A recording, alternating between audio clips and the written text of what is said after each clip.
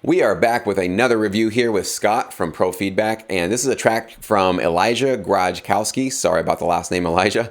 This is called Subtle Invitation, and he calls this track, or he thinks this track might be classified as trip hop. This is what another pro on our service classified it as, so we'll take a listen. We'll see if that's how we would classify it. And he wants to know, is this style licensable? Should he make an entire album of this? Is it loud enough? So we'll get into all of those details after we go through this track here. So let's take a listen to Subtle Invitation. Here we go.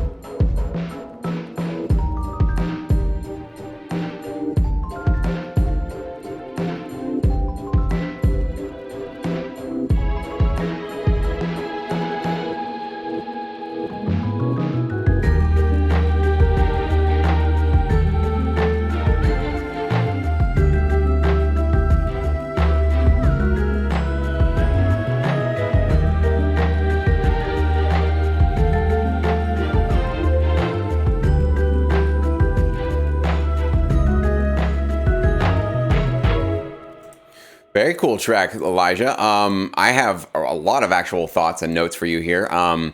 Across the board, I like the... It was just a very, I felt like I was walking through a garden or something. Like, you just put me on this really cool path. It was just very pleasant.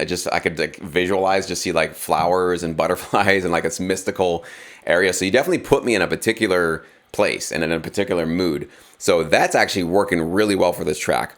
Before I hand it off to Scott, I will be honest. I'll say I don't believe this is licensable. I think there's a lot of things that we need to change if you're going to go into a licensable direction. Now, this might be a style that you're just sort of experimenting with and you're like, well, I don't even really care about it. I was just curious about it. Okay, maybe these notes won't be so helpful for you, but hopefully for anybody else watching, hopefully the notes that we can give you guys can steer you in a little bit more of a licensable direction. So we'll get into the nitty gritty details of that. Let's start first with what you liked about this track, Scott, and then we'll kind of go into what we can be. I mean, there's a lot of things in here that I did like. Definitely, it had a great energy, great atmosphere. The track definitely set that atmosphere really nicely and quickly, and I thought that was what made it effective in that respect.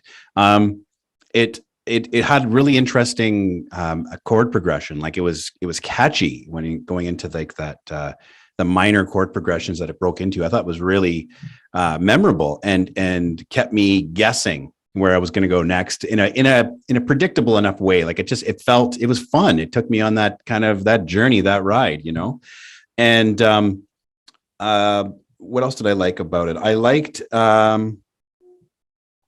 liked the bass line, actually. I liked the fills in the bass line. I was like, oh, I like that. It was a really, really well put together. So instrumentally and musically, this was a really great track in that it had really nice little melodies, counter melodies, and the chord progressions worked really well and had a good variety of tones and textures that really painted a really clear picture of the tone and the atmosphere of the track. That's something I would definitely say worked in its favor. And I have to agree with you, though, in that I think it's a fine line, especially now because lo-fi and that style of music is becoming increasingly popular. So, I mean, I think eventually, yes, it will make its way into more mainstream sync licensing because, like any genre, it's going to do that. But it's still in its birth, I think, in many respects.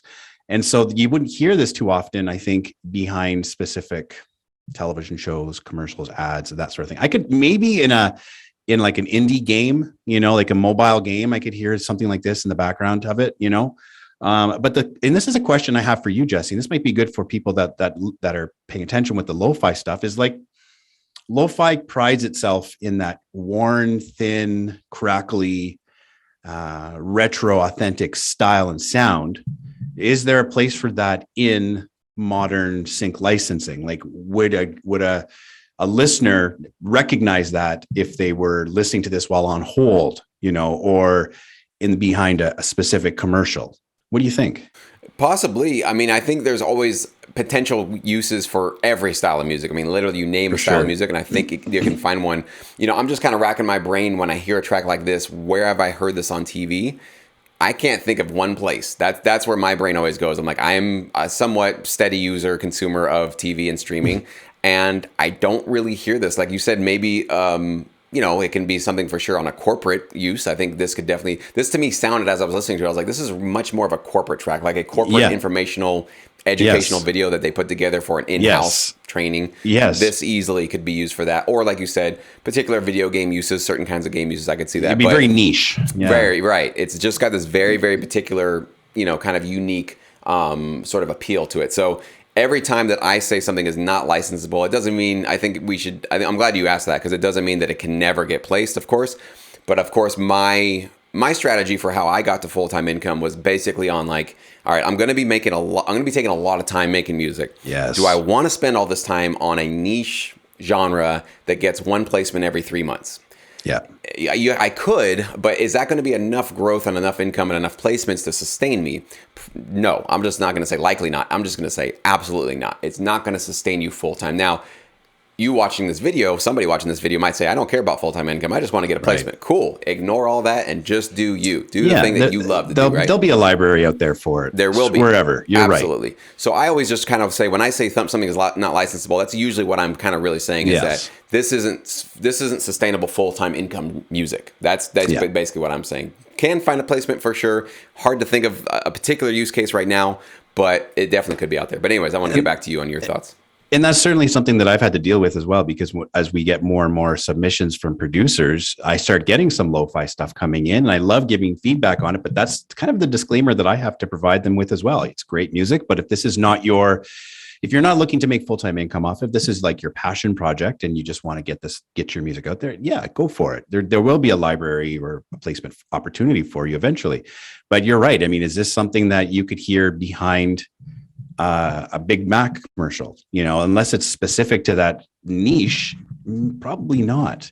So that's something definitely to be mindful of, especially with emerging genres and stuff like and the best research is just go online and listen and be actively listening to what you're hearing and what kind of ads are you hearing and what kind of style is it? Even hip hop has that kind of slow trap element to it. I think that is really catchy, but you wouldn't hear it in a Mr. Clean commercial, So, if you're going to go hip hop, go with the bigger, the harder hitting, heavier stuff.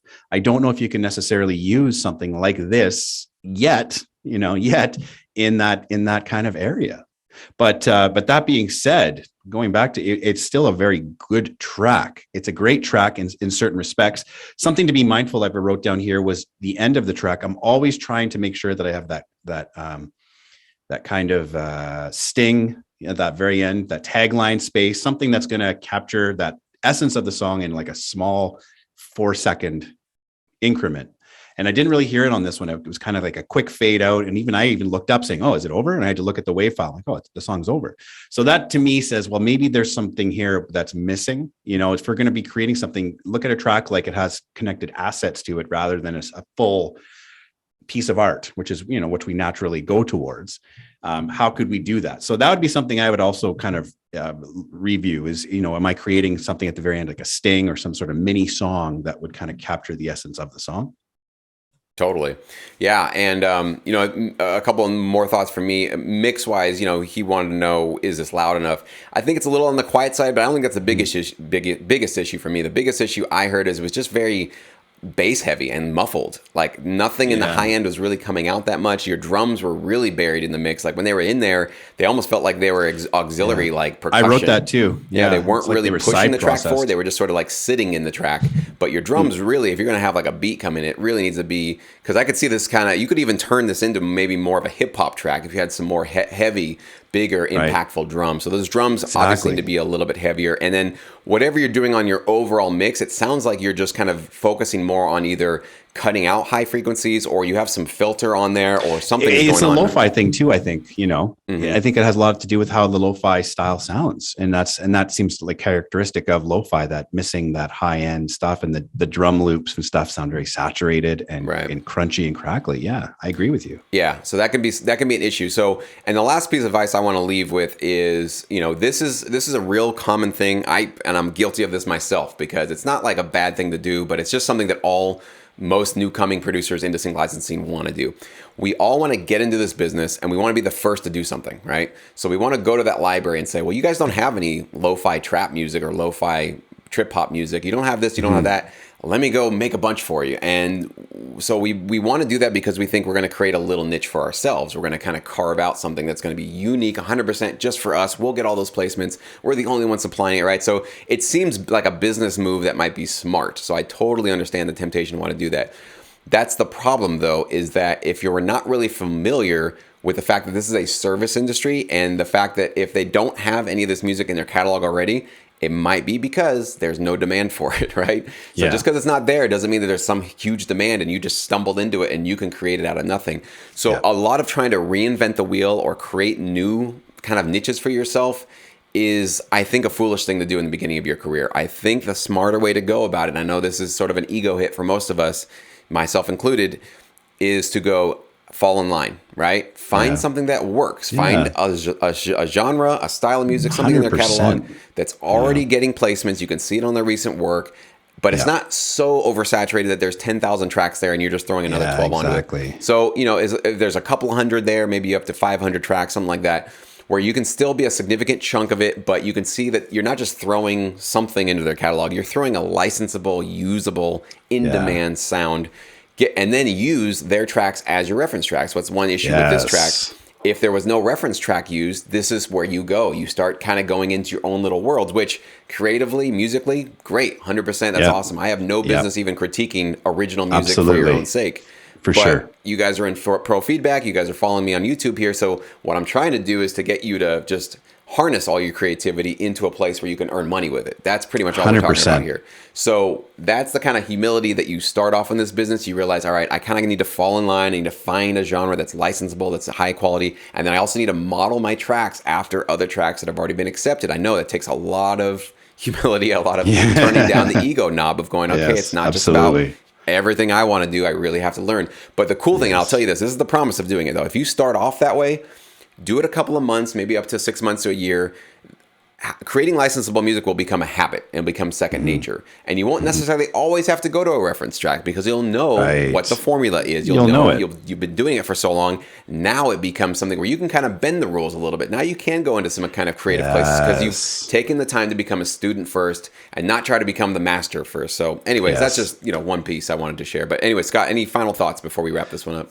No, I just don't. I don't want to discourage Elijah from his pursuits. I think it's great. I think we both want him to be successful, and I think it's one of those things where I've done it. We've all been guilty of it. Finding that niche that works, finding the lane. And there's nothing to say that he couldn't get into that library or into a library with traditional hip hop and then reach out to them, build that relationship with the library supervisors. Hey, look, I have this other stuff. I kind of itching with it. Do you have a placement for it? Do you think you can move this? And you never know. The guy may say, yeah, I got this indie game program platform that would love this stuff. Or he may say, I have a very specific corporate video that, so there's no harm in getting yourself that foot in the door, building that relationships, like you've always said, and seeing what you can kind of develop out of that. So it's not necessarily putting it away, but putting it on the back burner for now and maybe bringing it back later. Totally, man. Yeah, and you will get into some weird experimental stuff the further you get into this business. So trust that too, that like, just because it's not super exciting to you that you're going to like, all right, I got to go do like, traditional hip hop. Know that, yes, you're going to be with that for a while, but in due time, you will branch out. You will be requested to do things. You'll definitely ask your library, hey, I'm experimenting with this style. What do you think? Yes. So just know you're never going to be stuck. You're never going to be in one style. But I do believe in the beginning, focus. It's really about focus. And this is what I noticed between producers that get accepted and start getting royalties and those that keep getting ignored, rejected, don't go anywhere, is the ones that are getting accepted are just going, all right, I'm here to be useful. How do I be the most How can useful? I serve what it is you have this need for? They turn their own needs and personality and ego almost down to 0 and turn up the needs of their library up to 10. And they're the ones that are getting in and doing this stuff. So if you'd like to follow in the footsteps of those that are succeeding, and it's not many of them, there's a few, but there's some that are, that's really the key to it, is really just kind of following in line, and then eventually you will grow and you will break those boundaries and you will experiment and go in your own direction. 100%. Awesome. Thank you so much, Scott. Appreciate your time today. If you guys want to get feedback like this, get some insightful, helpful feedback. So, one thing I want to just end on is, this is the kind of stuff that I can't do for everybody, right? Because if I said, yeah, whatever, send me any track you got, let's review it, I would literally have no life. There's to be thousands of tracks in my email inbox, and I can't do it. And my energy, I know, would just be drained from giving this kind of feedback all the time. That's why we created Pro Feedback, because this kind of insight, I can only imagine if I were in Elijah's position and sent a track like this early on in my career and got this kind of professional feedback. Definitely we're potentially saving Elijah years of frustration just with this one single thing. And this is just one review that we're doing for him. We do these every single month, not including the ones that I do live for the members every single month. So imagine every single month checking in with a pro, with whatever pro you want to. You get to select which one you want to. The same one every month. You want to switch it around. And that we're talking about saving literally years of your career, and potentially losing out on a lot of income and a lot of basically not having to get rejected and all that kind of stuff that a lot of people have to go through. We're trying to help save you guys a lot of that time with these reviews. So definitely check out and consider joining us in Pro Feedback in the description box below. And we'll see you guys in the next review.